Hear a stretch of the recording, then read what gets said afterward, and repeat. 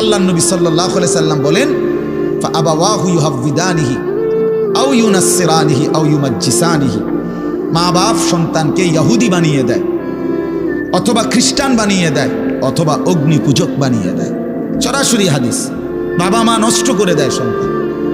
রাসূলুল্লাহ সাল্লাল্লাহু আলাইহি সাল্লাম বলছেন, বাবা মা 3 বছরের বাচ্চাটা ছোট্টবেলা থেকেই ঘরে টেলিভিশন দেখে, রঙিন সিনেমা দেখে, নাটক সিনেমা দেখে, তারে এটা শিখাইবার ক্ষেত্রে কে ব্যবস্থা করে দিল? তার মা বাপ। এ তো 3 বছরের বাচ্চা বাজার থেকে কিনে আনে নাই, টেলিভিশনে এত বড় এটা তো বাচ্চাটা আনে নাই, এটা তো তার অভিভাবক আছে।